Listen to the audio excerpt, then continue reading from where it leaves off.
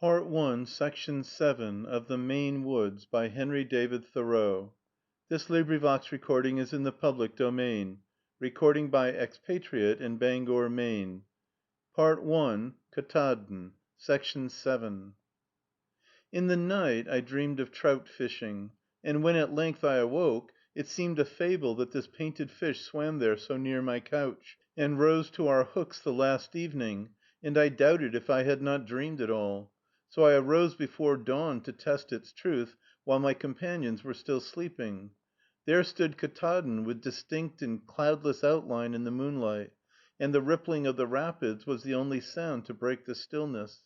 Standing on the shore, I once more cast my line into the stream, and found the dream to be real and the fable true. The speckled trout and silvery roach, like flying fish, sped swiftly through the moonlight air, describing bright arcs on the dark side of Ktaadn, until moonlight, now fading into daylight, brought satiety to my mind and the minds of my companions, who had joined me.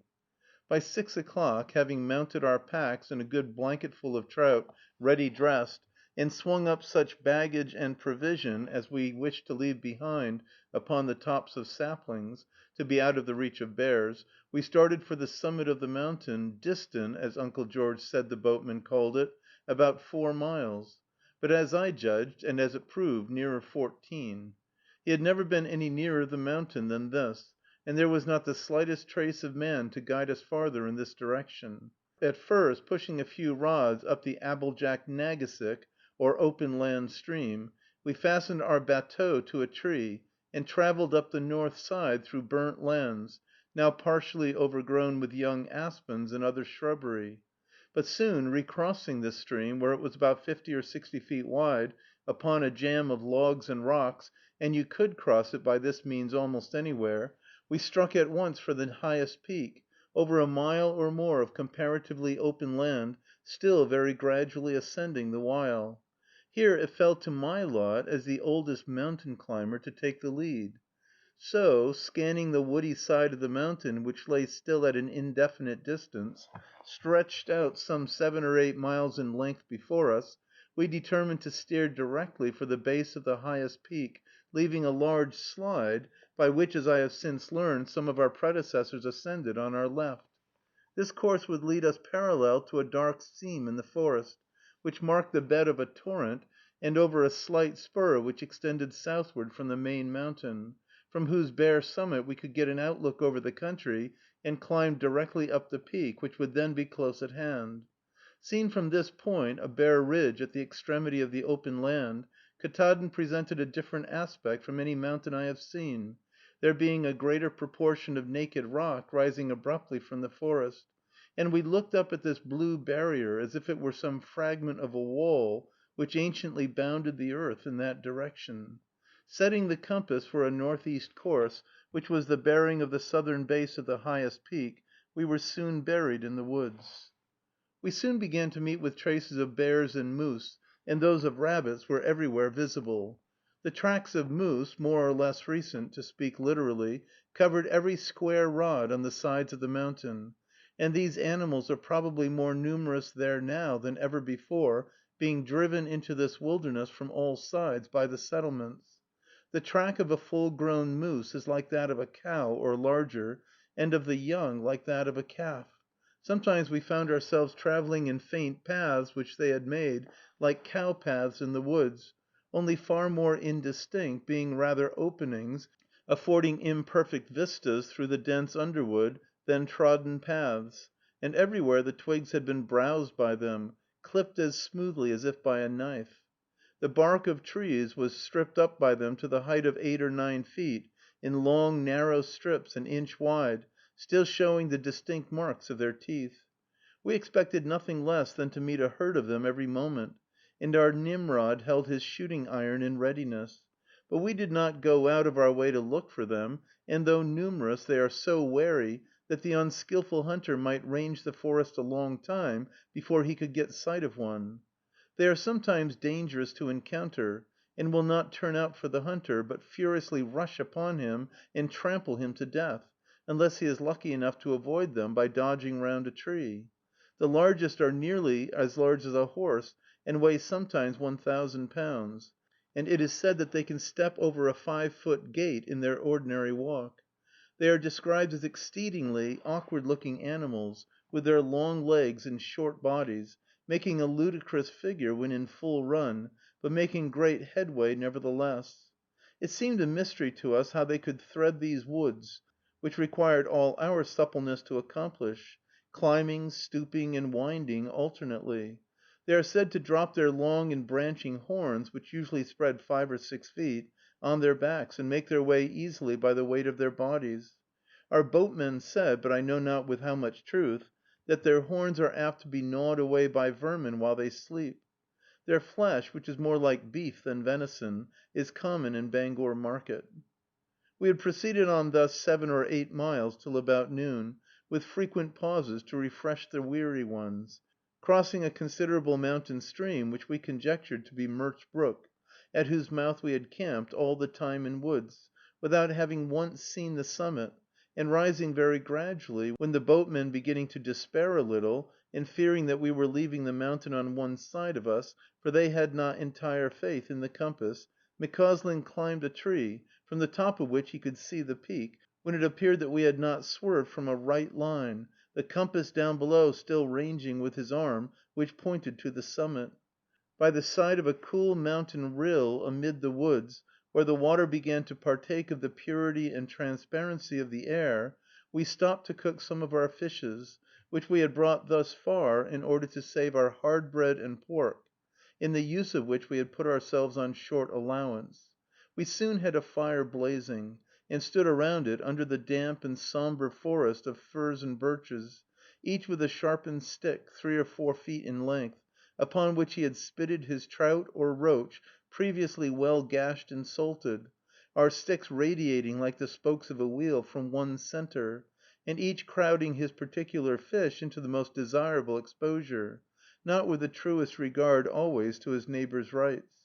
Thus we regaled ourselves, drinking meanwhile at the spring, till one man's pack at least was considerably lightened, when we again took up our line of march. At length we reached an elevation sufficiently bare to afford a view of the summit, still distant and blue, almost as if retreating from us. A torrent, which proved to be the same we had crossed, was seen tumbling down in front, literally from out of the clouds. But this glimpse at our whereabouts was soon lost, and we were buried in the woods again. The wood was chiefly yellow birch, spruce, fir, mountain ash, or round wood, as the Maine people call it, and moose wood. It was the worst kind of traveling, sometimes like the densest scrub oak patches with us. The cornel or bunchberries were very abundant, as well as Solomon's seal and mooseberries. Blueberries were distributed along our whole route, and in one place the bushes were drooping with the weight of the fruit, still as fresh as ever. It was the 7th of September. Such patches afforded a grateful repast, and served to bait the tired party forward. When any lagged behind, the cry of blueberries was most effectual to bring them up. Even at this elevation we passed through a moose yard, formed by a large flat rock, 4 or 5 rods square, where they tread down the snow in winter. At length, fearing that if we held the direct course to the summit we should not find any water near our camping ground, we gradually swerved to the west, till at 4 o'clock we struck again the torrent which I have mentioned, and here, in view of the summit, the weary party decided to camp that night. While my companions were seeking a suitable spot for this purpose, I improved the little daylight that was left in climbing the mountain alone. We were in a deep and narrow ravine, sloping up to the clouds, at an angle of nearly 45 degrees, and hemmed in by walls of rock, which were at first covered with low trees, then with impenetrable thickets of scraggy birches and spruce trees, and with moss, but at last bare of all vegetation but lichens, and almost continually draped in clouds. Following up the course of the torrent which occupied this, and I mean to lay some emphasis on this word up, pulling myself up by the side of perpendicular falls of 20 or 30 feet, by the roots of firs and birches, and then, perhaps, walking a level rod or two in the thin stream, for it took up the whole road, ascending by huge steps, as it were, a giant's stairway, down which a river flowed, I had soon cleared the trees, and paused on the successive shelves to look back over the country. The torrent was from 15 to 30 feet wide, without a tributary, and seemingly not diminishing in breadth as I advanced, but still it came rushing and roaring down with a copious tide, over and amidst masses of bare rock from the very clouds, as though a waterspout had just burst over the mountain. Leaving this at last, I began to work my way, scarcely less arduous than Satan's anciently through chaos, up the nearest though not the highest peak. At first, scrambling on all fours over the tops of ancient black spruce trees, old as the flood, from 2 to 10 or 12 feet in height, their tops flat and spreading, and their foliage blue, and nipped with cold, as if for centuries they had ceased growing upward against the bleak sky, the solid cold. I walked some good rods erect upon the tops of these trees, which were overgrown with moss and mountain cranberries. It seemed that in the course of time they had filled up the intervals between the huge rocks, and the cold wind had uniformly leveled all over. Here the principle of vegetation was hard put to it. There was apparently a belt of this kind running quite round the mountain, though perhaps nowhere so remarkable as here. Once, slumping through, I looked down 10 feet into a dark and cavernous region, and saw the stem of a spruce, on whose top I stood, as on a mass of coarse basket work, fully 9 inches in diameter at the ground. These holes were bears' dens, and the bears were even then at home. This was the sort of garden I made my way over for an eighth of a mile, at the risk, it is true, of treading on some of the plants, not seeing any path through it, certainly the most treacherous and poorest country I ever traveled. Nigh foundered on he fares, treading the crude consistence, half on foot, half flying. But nothing could exceed the toughness of the twigs. Not one snapped under my weight, for they had slowly grown. Having slumped, scrambled, rolled, bounced, and walked by turns over this scraggy country, I arrived upon a side hill, or rather side mountain, where rocks, gray, silent rocks, were the flocks and herds that pastured, chewing a rocky cud at sunset. They looked at me with hard gray eyes, without a bleat or a low. This brought me to the skirt of a cloud, and hounded my walk that night. But I had already seen that Maine country when I turned about, waving, flowing, rippling down below. When I returned to my companions, they had selected a camping ground on the torrent's edge, and were resting on the ground. One was on the sick list, rolled in a blanket, on a damp shelf of rock. It was a savage and dreary scenery enough, so wildly rough that they looked long to find a level and open space for the tent. We could not well camp higher for want of fuel, and the trees here seemed so evergreen and sappy that we almost doubted if they would acknowledge the influence of fire. But fire prevailed at last, and blazed here too, like a good citizen of the world. Even at this height we met with frequent traces of moose, as well as of bears. As here was no cedar, we made our bed of coarser feathered spruce, but at any rate the feathers were plucked from the live tree. It was, perhaps, even a more grand and desolate place for a night's lodging than the summit would have been, being in the neighborhood of those wild trees and of the torrent. Some more aerial and finer spirited winds rushed and roared through the ravine all night, from time to time arousing our fire, and dispersing the embers about. It was as if we lay in the very nest of a young whirlwind. At midnight one of my bedfellows, being startled in his dreams by the sudden blazing up to its top of a fir tree, whose green boughs were dried by the heat, sprang up with a cry from his bed, thinking the world on fire, and drew the whole camp after him. In the morning, after whetting our appetite on some raw pork, a wafer of hard bread, and a dipper of condensed cloud or waterspout, we all together began to make our way up the falls which I have described, this time choosing the right hand or highest peak, which was not the one I had approached before. But soon my companions were lost to my sight behind the mountain ridge in my rear, which still seemed ever retreating before me, and I climbed alone over huge rocks, loosely poised, a mile or more, still edging towards the clouds, for though the day was clear elsewhere, the summit was concealed by mist. The mountain seemed a vast aggregation of loose rocks, as if sometime it had rained rocks, and they lay as they fell on the mountain sides, nowhere fairly at rest, but leaning on each other, all rocking stones, with cavities between, but scarcely any soil or smoother shelf. They were the raw materials of a planet dropped from an unseen quarry, which the vast chemistry of nature would anon work up or work down into the smiling and verdant plains and valleys of earth. This was an undone extremity of the globe, as in lignite we see coal in the process of formation. At length I entered within the skirts of the cloud which seemed forever drifting over the summit, and yet would never be gone, but was generated out of that pure air as fast as it flowed away; and when, a quarter of a mile farther, I reached the summit of the ridge, which those who have seen in clearer weather say is about 5 miles long, and contains 1,000 acres of table land, I was deep within the hostile ranks of clouds, and all objects were obscured by them.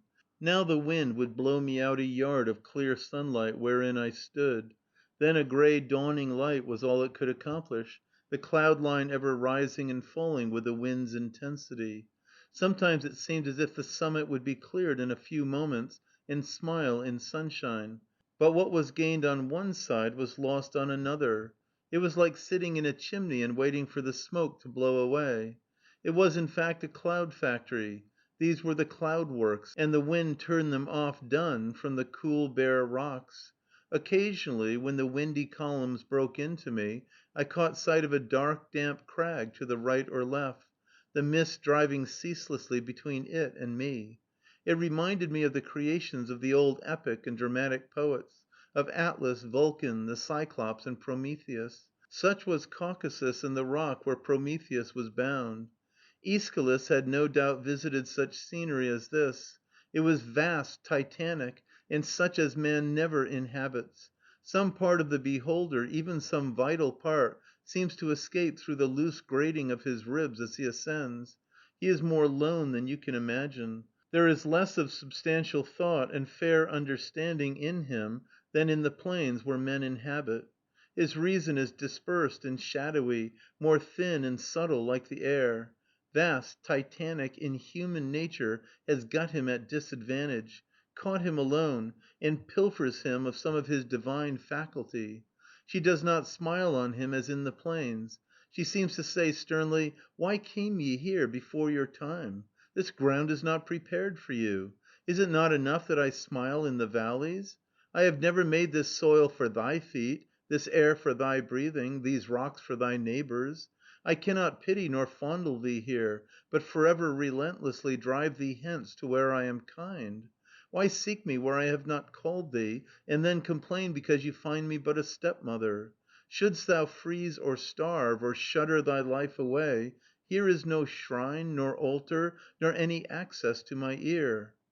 Chaos and ancient night, I come no spy, with purpose to explore or to disturb the secrets of your realm, but as my way lies through your spacious empire up to light." End of Part One, Section 7. Recording by Expatriate in Bangor, Maine.